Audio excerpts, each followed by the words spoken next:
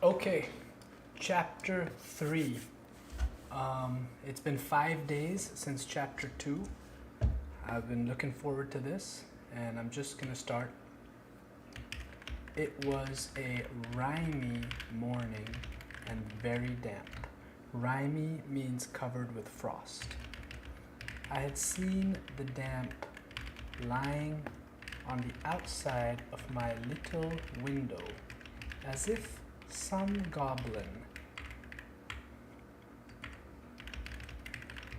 had been crying there all night and using the window for a pocket handkerchief. Right away we get Pip's, at this point, signature levity. Now I saw the damp lying on the bare hedges and spare grass. Remember, it's Christmas, so it's winter in England. Like a coarser sort of spider's web. Spider's webs. Hanging itself from twig to twig and blade to blade. A beautiful image of the damp. On every rail and gate, wet lay clammy, and the marsh mist was so thick that the wooden finger on the post directing people to our village, a direction which they never accepted, for they never came there, was invisible to me until I was quite close under it. Then, as I looked up at it while it dripped, it seemed to my oppressed conscience like a phantom devoting me to the hulks. And as we know from last week, the hulks are the prison ships anchored off the marshes. So, this chapter 3 is a short chapter, so I thought I'll do a little more analysis and chatting this session. And I think first thing that jumps out to me, and I tell student writers, if you're trying to create an atmosphere, sometimes people think, a couple of adjectives does the work, but you're trying to create the marshy, misty marsh. More is better. Lots of adjective noun combinations all working together to create this atmosphere. This is a very powerful first paragraph of a chapter. And the imagery here, like goblins, phantoms, it really supports this young Pip, with this oppressed conscience because he's stolen from his sister's pantry. How someone like a child might see this sort of frosty morning. The mist was heavier yet when I got out upon the marshes, so that instead of my running, I love this sentence, so that instead of my running at everything seemed to run at me. I think as writers, we really want to enter someone's consciousness instead of observing them, especially now when we're so influenced by the screen, TVs and movies. Too many times we watch our characters instead of inhabiting them. And this is such a inhabiting a character sentence. Instead of my running at everything seemed to run at me. We're really in Pip's body with that sentence. This was very disagreeable to a guilty mind. The Dickens is so good at connecting the external world, the sensory detail of the external world, to the character's internal state of mind. The gates and dikes and banks came bursting at me through the mist, as if they cried as plainly as could be, "A boy with somebody else's pork pie." And Dickens remains funny, always, despite the gloom and the mist. "Stop him." The cattle came upon me with like suddenness, staring out of their eyes and steaming out of their nostrils. "Hello, young thief." One black ox with a white cravat on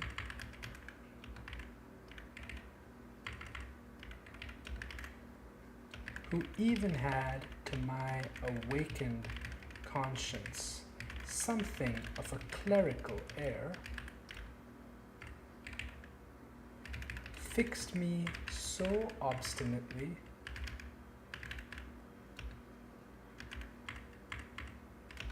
with his eyes and moved his blunt head round in such an accusatory manner as I moved round, that I, what, Pip, what? That I blubbered, what a great verb, that I blubbered out to him, "I couldn't help it, sir. It wasn't for myself. I took it." Upon which he put down his head, blew a cloud of smoke,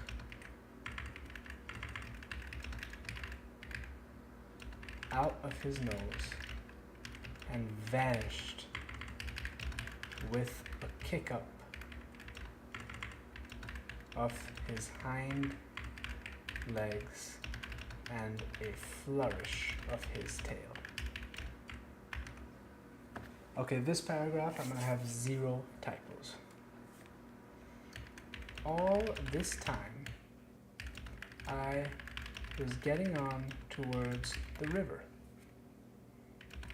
But however fast I went,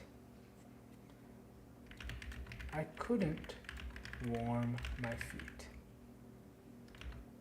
to which the damp cold seemed riveted, as the iron, typo, was riveted to the leg of the man 3 I was running to meet. I knew my way to the battery pretty straight, for I had been down there on a Sunday with Joe. And Joe, sitting on an old gun, had told me that when I was prentice to him, regularly bound, we would have such larks there. So here we get some important exposition that Pip is, his future is planned out for him. Pip is intended to be Joe's apprentice. This is new information. And, is his fate to be a blacksmith? We will see, because the book is titled Great Expectations. However, in the confusion of the mist, lovely phrase, I found myself at last too far to the right, and consequently had to try back along the riverside on the bank of loose stones, above the mud and the stakes that staked the tide out. Making my way along here with all dispatch, I had just crossed a ditch, which I knew to be very near the battery, and had just scrambled up the mound beyond the ditch, when I saw the man sitting before me,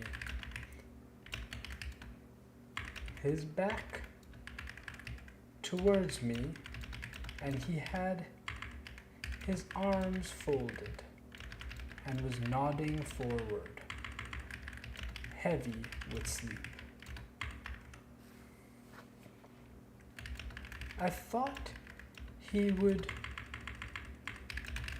be more glad if I came upon him with his breakfast in that unexpected manner.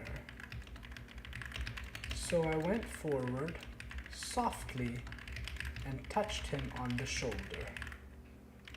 He instantly jumped up, and it was not the same man,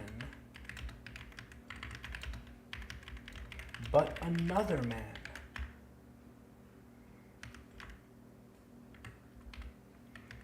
And yet this man was dressed in coarse gray too,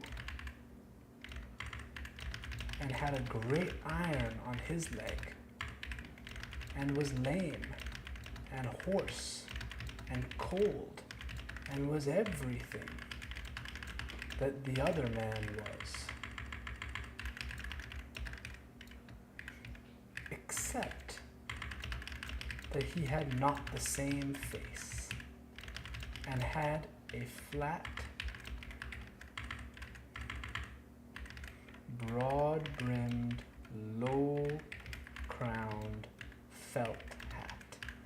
So, discerning readers will remember that in chapter 2, the hulks, the prison ships, fired a round, which told us that a second prisoner had escaped, because Joe said that's 2 nights in a row.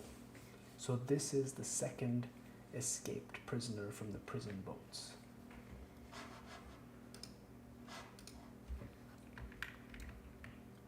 All this I saw in a moment, for I had only a moment to see it in.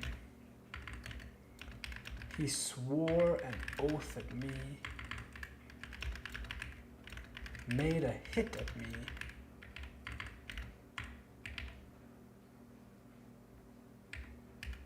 it was a round, weak blow that missed me and almost knocked himself down, for it made him stumble.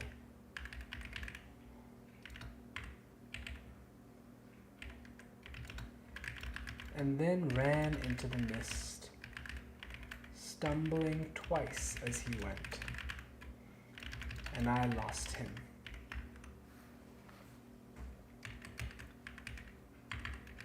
It's the young man, I thought, feeling my heart shoot as I identified him. I dare say I should have felt a pain in my liver too.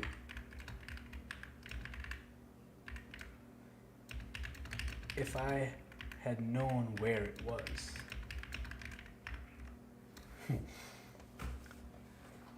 I was soon at the battery after that.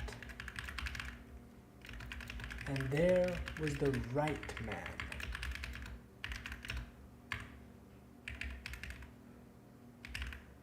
Hugging himself and limping to and fro, as if he had never all night left off hugging and limping.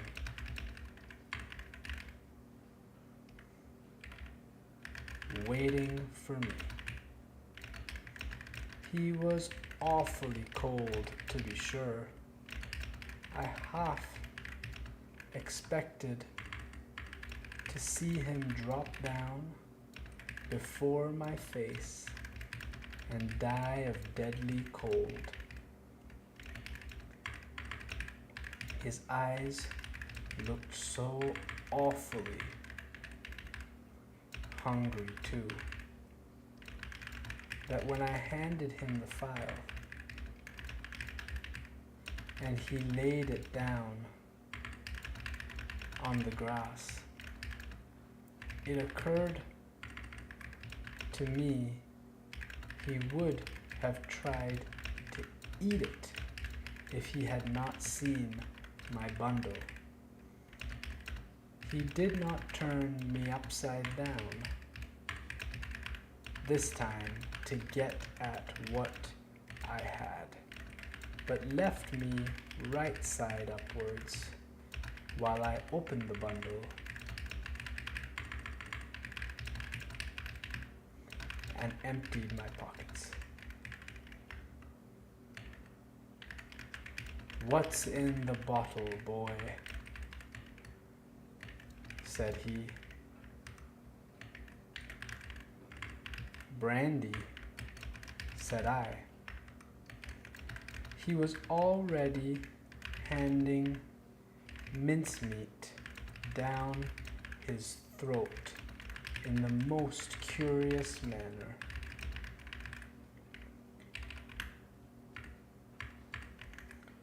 More like a man who is putting it away in a violent hurry than a man who is eating it. But he left off to take some of the liquor. He shivered all the while, so violently that it was quite as much as he could do to keep the neck of the bottle between his teeth without biting it off. Even though it's a description of this man just eating and drinking, the potential of violence is in every action he takes. "I think you have got the ague," said I. The ague being a fever, I think, or just flu or illness.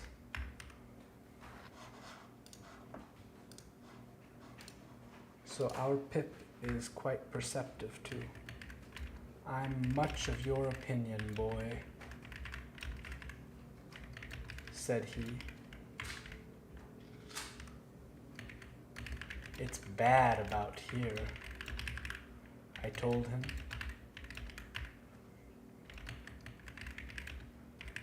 "You've been lying out on the meshes,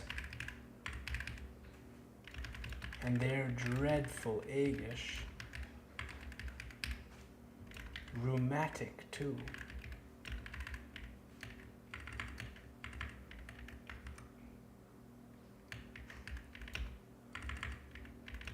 I'll eat my breakfast afore they're the death of me." So the man has a gallows sense of humor. Said he, "I'd do that if I was going to be strung up to that there gallows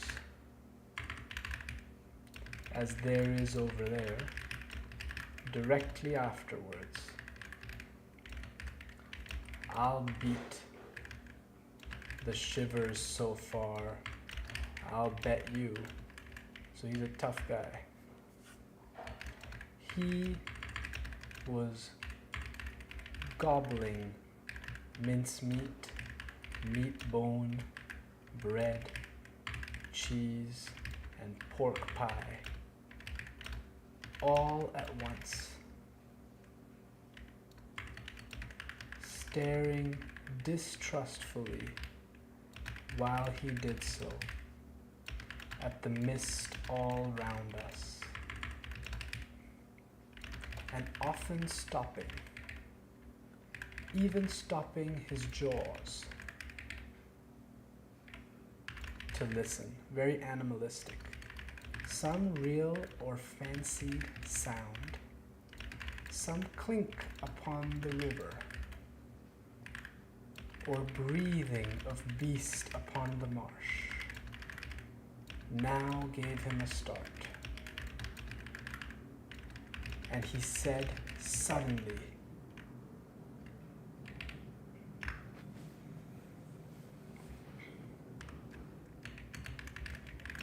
"You're not a deceiving imp.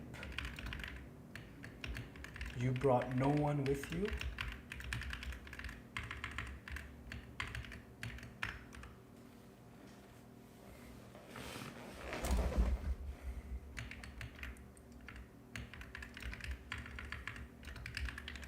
"No, sir, no."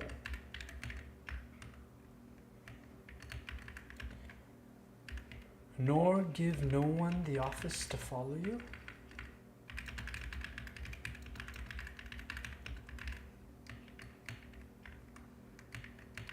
"No." "Well," said he, "I believe you.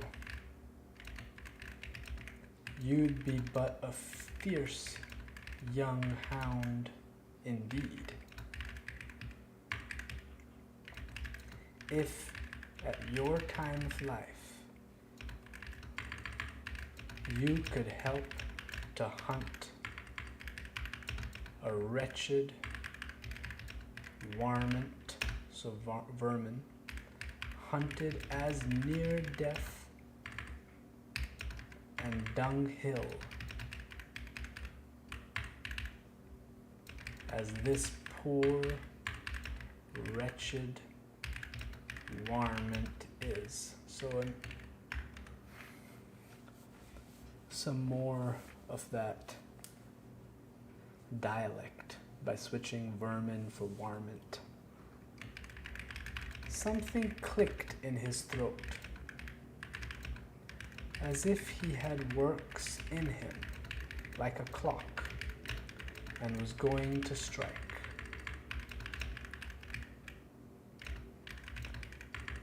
And he smeared his ragged, rough sleeve over his eyes, pitying his desolation and watching him as he gradually settled down upon the pie. I made bold to say, "I am glad you enjoy."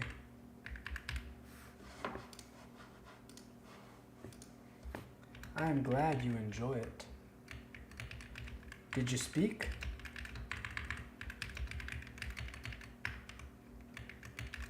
"I said I was glad you enjoyed it." "Thank ye, my boy, I do."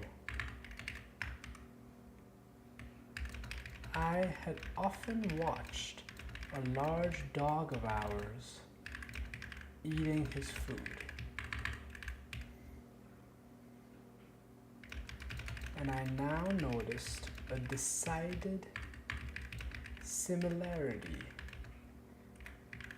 between the dog's way of eating and the man's. The man took strong, sharp, sudden bites, just like the dog. He swallowed, or rather snapped up, every mouthful too soon, and too fast.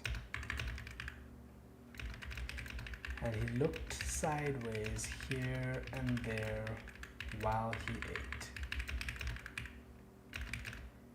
as if he thought there was danger in every direction of somebody's coming to take the pie away. Maybe we get a sense of the brutalizing experience of the prison ships. He was altogether too unsettled in his mind over it to appreciate it comfortably, I thought, or to have anybody dine with him without making a chop with his jaws at the visitor. In all of which particulars, he was very like the dog.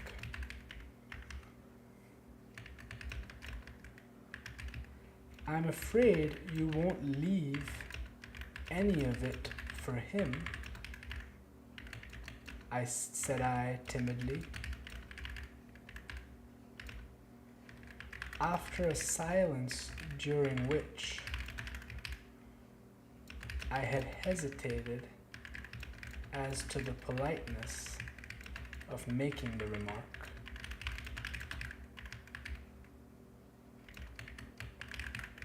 there's no more to be got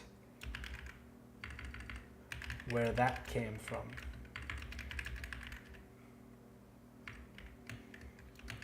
It was the certainty of this fact that impelled me to offer the hint.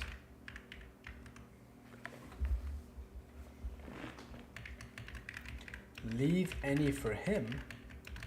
Who's him? Said my friend, stopping in his crunching of pie crust. So this is the first time Pip has referred to the man as his friend, which is interesting. And of course we know that the man, he made up the existence of the young man to scare Pip. So there is no young man as far as the escaped convict is concerned. The young man that you spoke of, that was hid with you. Oh, he returned with something like a gruff laugh.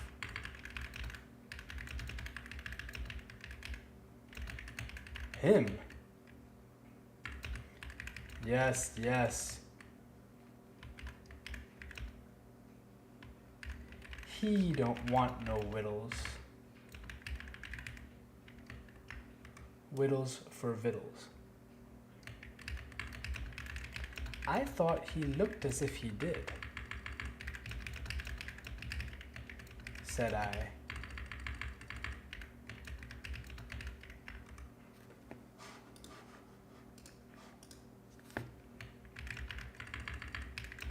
The man stopped eating and regarded me with the keenest scrutiny and the greatest surprise. Looked? When? Just now. Where? Yonder, said I, pointing. Over there, where I found him nodding asleep and thought it was you.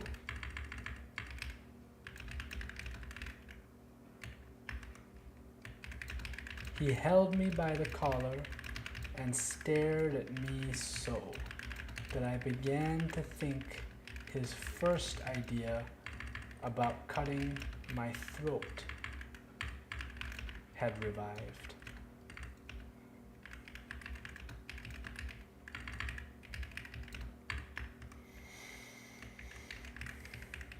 Dressed like you know, only with a hat, I explained, trembling.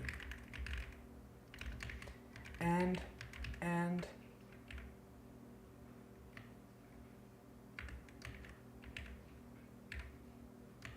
I was very anxious to put this delicately. And with the same reason for wanting to borrow a file. Didn't you hear the cannon last night? So our narrator Pip is quite delicate and tactful for being a child, not saying, an escaped convict like you from the prison ships. Then there was firing.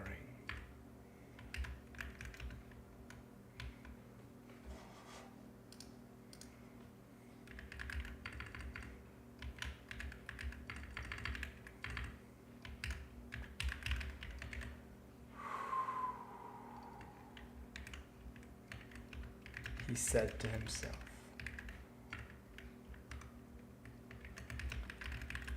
I wonder you shouldn't have been sure of that. I returned.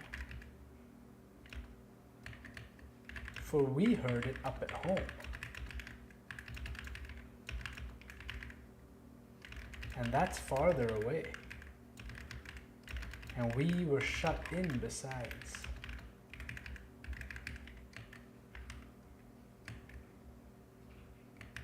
Why, see now, said he, when a man's alone on these flats, with a light head and a light stomach,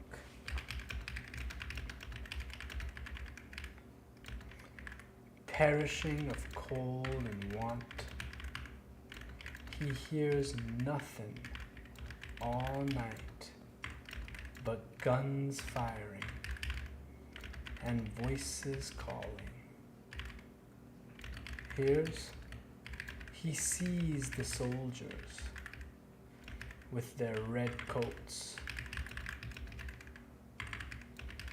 lighted up by the torches carried afore,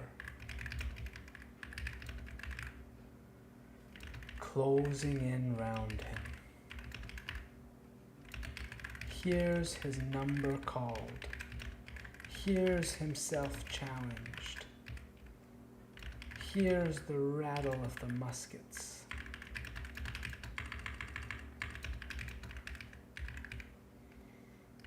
hears the orders, make ready, present, cover him steady, men.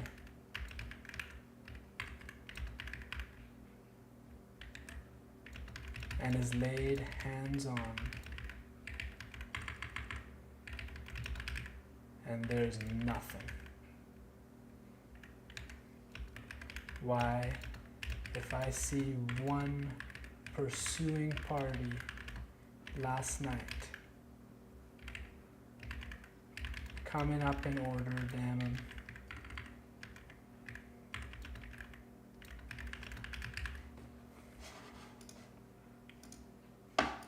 with their tramp, I see 100. And as to firing, why, I see the mist shake with the cannon. Arter it was broad day.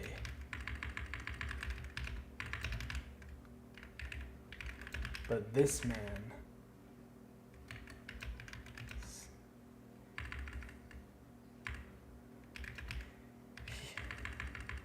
he had said all the rest. as if he had forgotten my being there. Did you notice anything in him?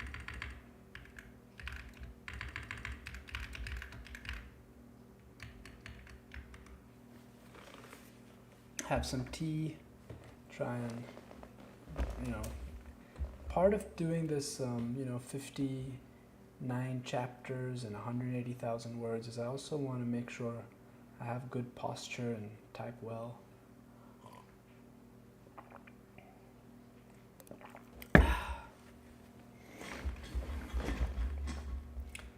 I indicated in what direction the mist had shrouded the other man.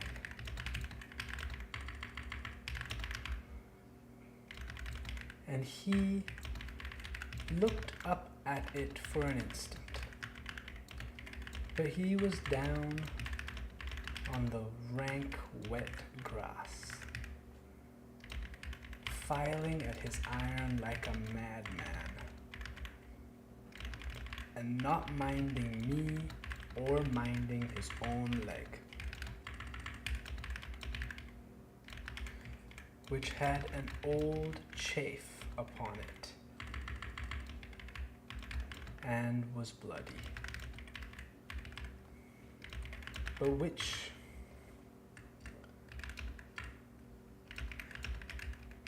he handed as roughly as if it had no more feeling in it than the file.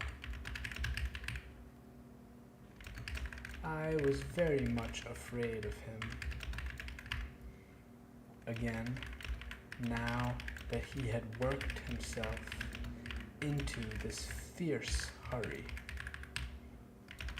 And I was likewise very much afraid of keeping away from home any longer. I told him I must go, but he took no notice.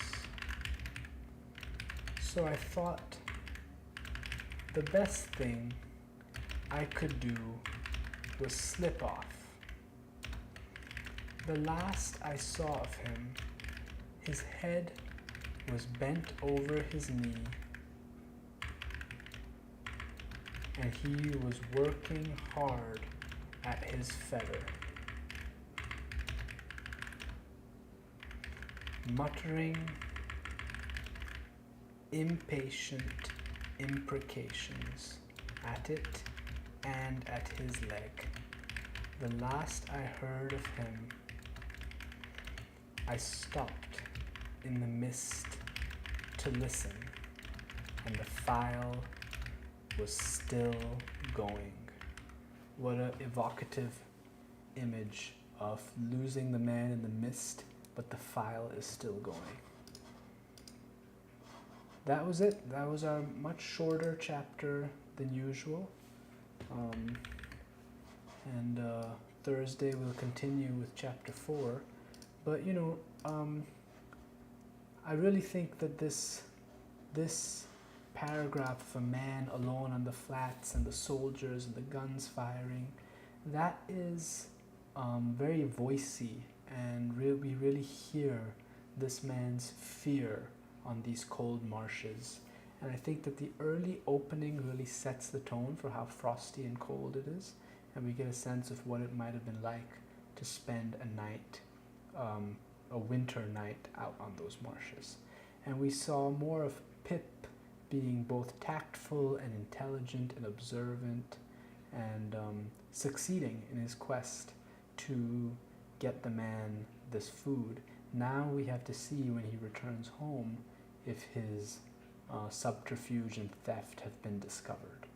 But thank you all for joining. That's 3 sessions in the books. I'm really enjoying it, and about 55, 56 more to go, and hope we pick up people. But if not, even if there's 1 viewer, 0 viewers, it doesn't matter. I'm going to finish this series because I'm learning so much and enjoying it so much, and it's very soothing and calming. And thank you for being part of this project. All right, let's call it there.